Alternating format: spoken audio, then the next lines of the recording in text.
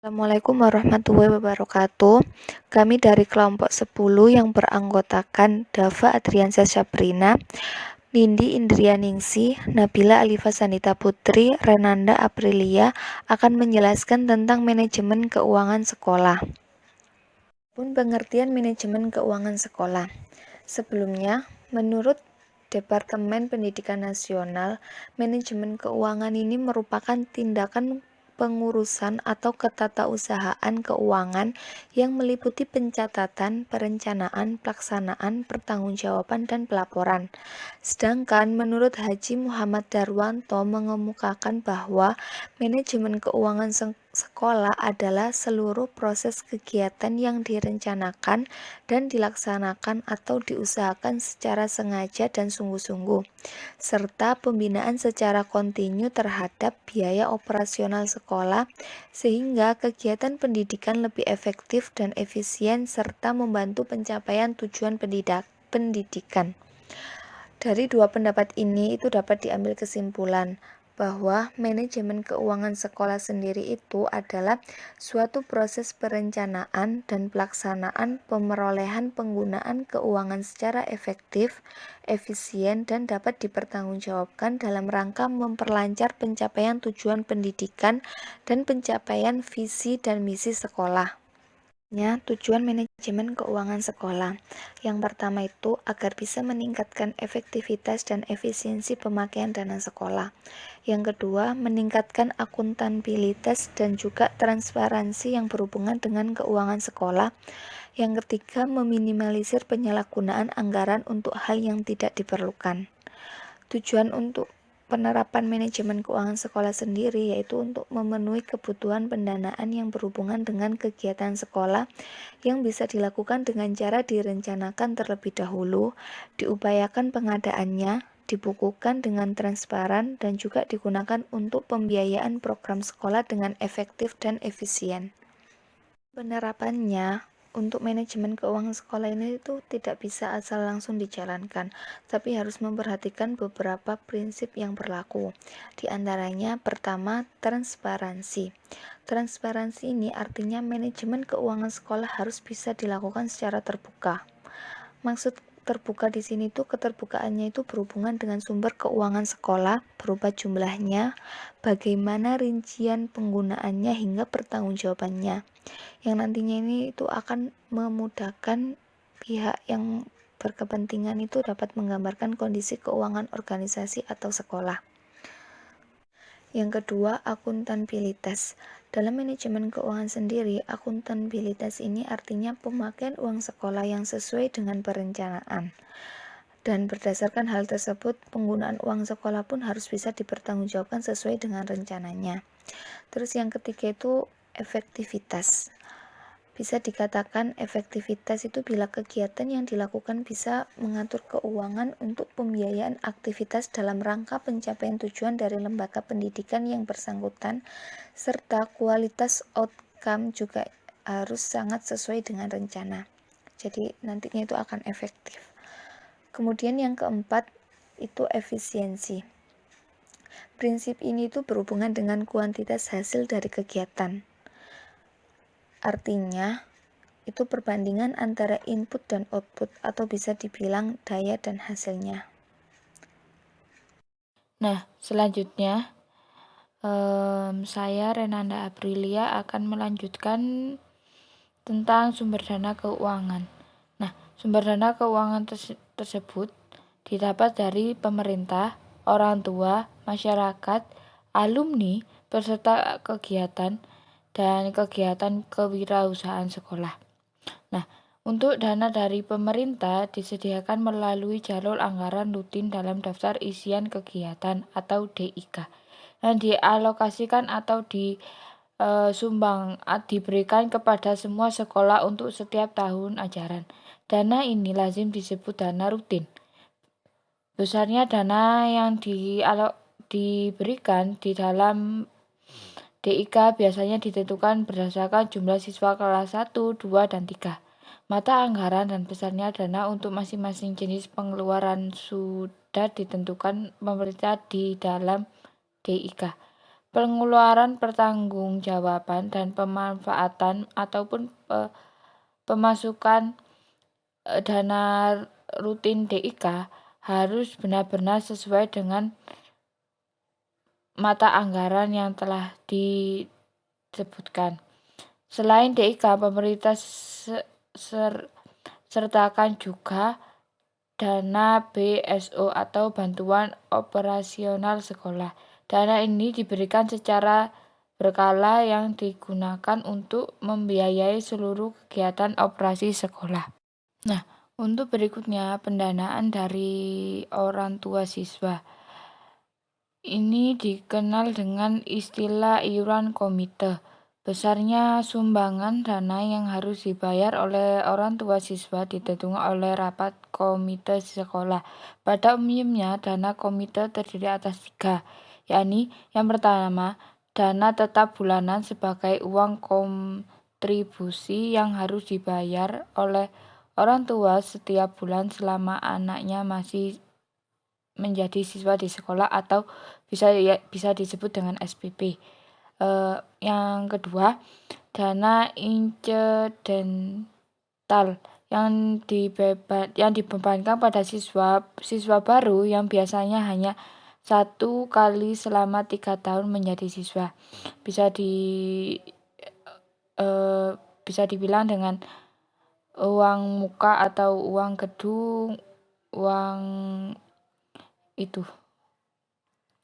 Yang ketiga, dana sukarelawan yang biasanya ditawarkan kepada orang tua siswa tertentu yang dermawan dan bersedia memberikan sumbangan secara sukarelawan tanpa suatu ikatan apapun. Berikutnya, dana dari masyarakat. Dana ini biasanya merupakan sumbangan sukarelawan yang tidak mengikat dan dari anggota-anggota masyarakat sekolah yang menaruh perhatian terhadap kegiatan pendidikan di suatu sekolah. Sumbangan sukarelawan yang diberikan tersebut merupakan wujud dari kepeduliannya. Karena merasa terpanggil untuk turut membantu kemajuan pendidikan. Dana ini ada yang diterima dari peranggotaan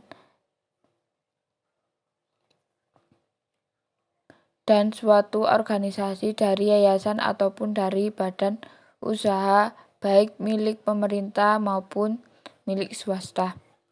Yang keempat, dana dari alumni. Bantuan dari para alumni untuk membantu peningkatan mutu sekolah tidak selalu dalam bentuk uang atau bisa berupa buku, alat-alat dan perlengkapan belajar. Namun, dana yang dihimpun oleh sekolah dari para alumni merupakan sumbangan sukarelawan yang tidak mengikat dari mereka yang merasa terpanggil untuk turut mendukung kelancaran kegiatan-kegiatan dan kemajuan dan perkembangan sekolah. Dana ini ada yang diterima langsung dari alumni, tetapi ada juga yang dihimpun melalui acara reuni sekolah. Berikutnya, yang kelima, yakni dana dari peserta kegiatan. Dana ini dipungut dari siswa sendiri ataupun anggota masyarakat yang menikmati pelayanan kegiatan pendidikan tambahan atau ekstrakurikuler seperti pelatihan komputer, kursus bahasa Inggris, atau keterampilan lainnya. Keenam, yakni dana dari kegiatan wirausaha sekolah.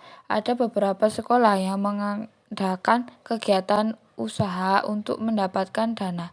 Dana ini merupakan kumpulan hasil berbagai kegiatan wirausaha sekolah yang pengelolaannya dapat dilakukan oleh staf sekolah atau para siswa. Misalnya koperasi, kantin sekolah, bazar tahunan, wartel, usaha fotokopi, dan lain-lain. Berikut adalah investasi keuangan. Sebelumnya, investasi terdiri atas 2 hal. Ada investasi barang atau ada juga investasi keuangan. Untuk investasi barang atau bisa dibilang persediaan adalah data semua item yang perusahaan pertahankan sebagai input produksi dan sebagai item untuk memenuhi penjualan. Mereka mencakup bahan baku, bahan dalam proses, dan bahan jadi. Nah, untuk investasi keuangan sendiri adalah aset tempat memasukkan uang dengan harapan akan tumbuh atau menjadi jumlah uang yang lebih besar. Nantinya, investor dapat menjual dengan harga yang lebih tinggi atau mendapatkan uang dari saat aset itu dimiliki. Untuk investasi sendiri memiliki 5 jenis, yakni investasi saham, investasi reksadana, investasi P2P lending, investasi deposito, investasi obligasi. Untuk investasi saham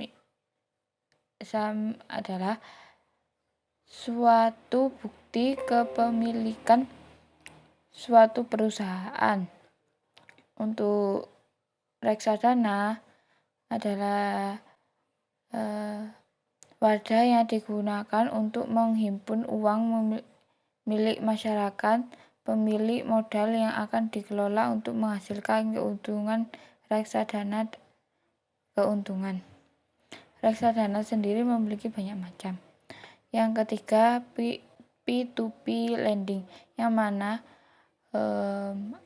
investasi ini antar kerjasama antara pemodal dan juga pemilik modal, di mana keuntungan tersebut dibagi menjadi 5:1 atau setara dengan 50% banding 50%.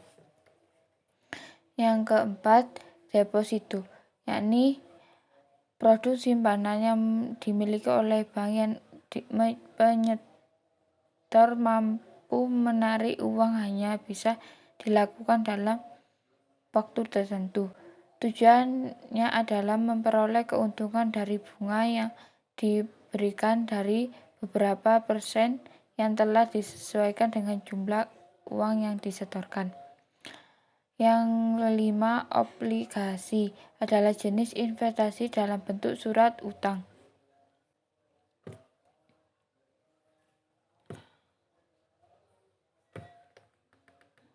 Nah, dari kelima jenis investasi keuangan tersebut, sekarang kita perlu mendalami jenis investasi yang sesuai dengan investasi keuangan sekolah. Bisa dibilang investasi keuangan sekolah itu menyerupai dengan investasi jenis reksadana, mana reksadana adalah wadah yang digunakan untuk menghimpun uang milik masyarakat. Nah, wadah ini adalah sekolah, masyarakat, yakni dana-dana dari masyarakat tadi, dan yang akan dikelola untuk menghasilkan keuntungan. Keuntungannya ini sendiri untuk negara atau bisa dibilang untuk pendidikan.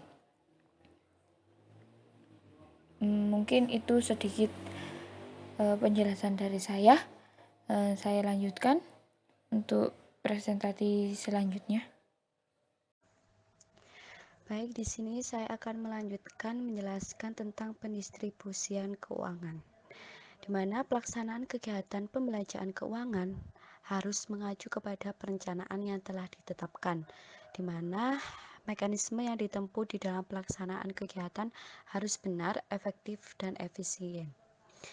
Di dalam bab 9 pasal 62 Peraturan Pemerintah Nomor 19 Tahun 2005 tentang Standar Nasional Pendidikan disebutkan standar pembiayaan meliputi yang pertama yaitu pembiayaan pendidikan terdiri atas biaya investasi, biaya operasi, dan biaya personal.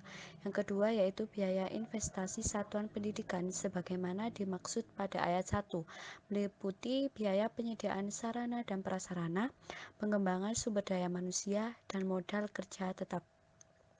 Yang ketiga yaitu biaya personal sebagaimana dimaksud pada ayat 1, meliputi biaya pendidikan yang harus dikeluarkan oleh peserta didik untuk bisa mengikuti proses pembelajaran secara teratur dan berkelanjutan.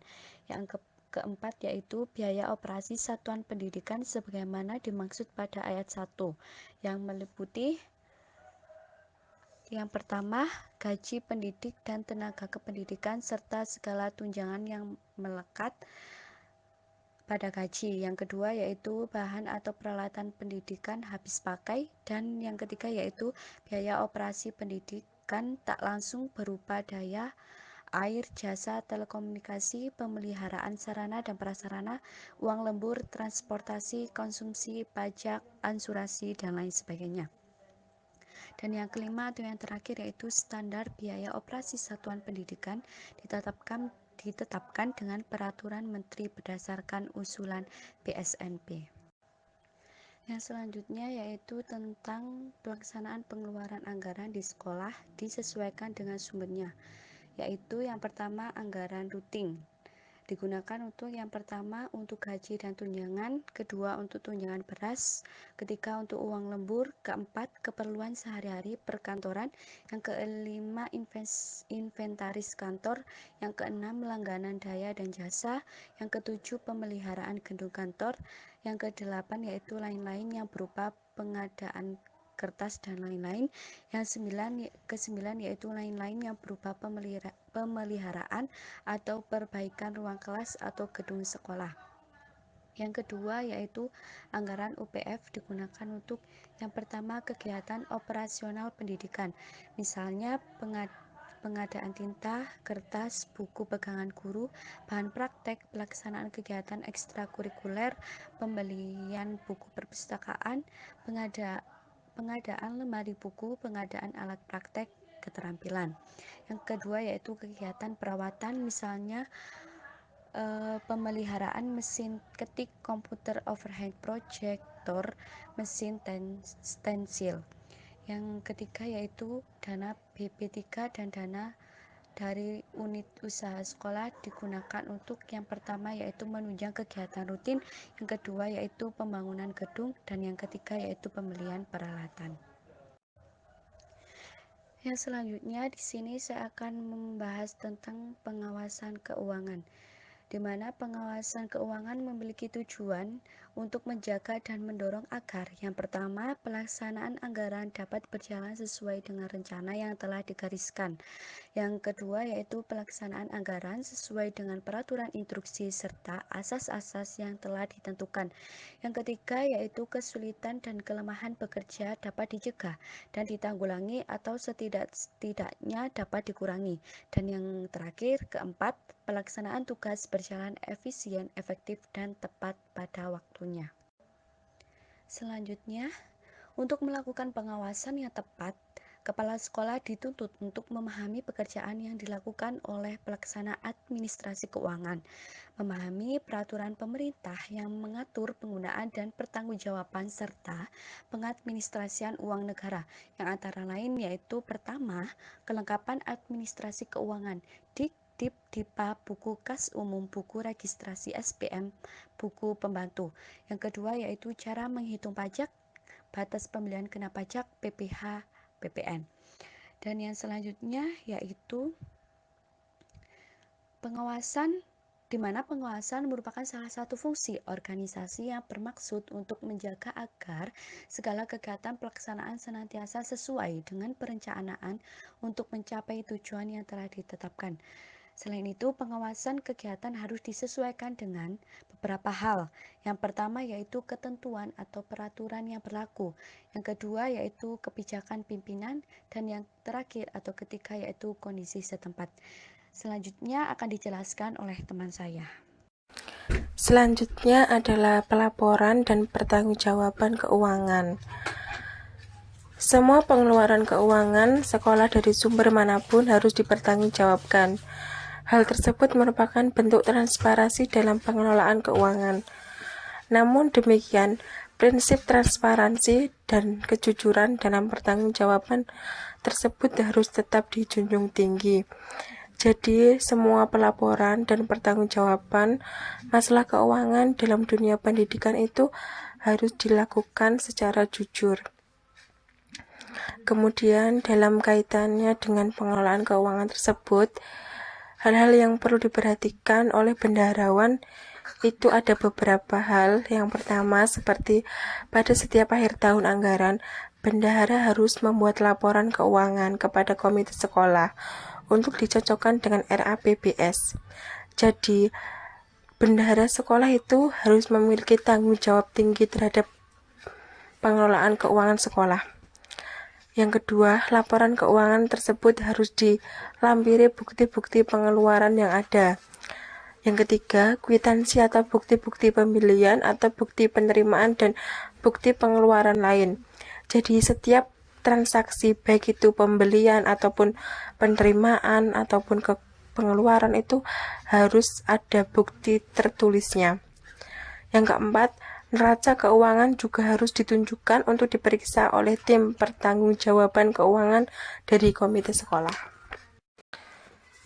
Selanjutnya, pelaporan dan pertanggungjawaban keuangan itu ada pendapat lain yang mengemukakan bahwa pertanggungjawaban keuangan itu ada beberapa cara. Yang pertama, semua pemasukan dan pengeluaran atau pembelanjaan tertulis dalam pembukuan keuangan. Jadi, pembukuan keuangan itu harus mencakup semua hal-hal, baik itu pengeluaran, pembelanjaan, yang harus dicatat secara jujur. Yang kedua, membuat laporan pertanggungjawaban keuangan sekolah. Yang ketiga, mempertanggungjawabkan keuangan sekolah kepada dinas terkait. Yang keempat, mempertanggungjawabkan keuangan sekolah kepada kepala sekolah dan bendahara kepada komite sekolah, tenaga pengajar dan tenaga kependidikan. Terima kasih sudah melihat video kami. Semoga penjelasan kami diterima. Apabila ada kekurangpahaman dengan presentasi kami berempat, silahkan ditanyakan. Saya mewakili kami berempat. Apabila ada kesalahan ucap atau salah kata, salah apapun, mohon dimaafkan. Wassalamualaikum warahmatullahi wabarakatuh.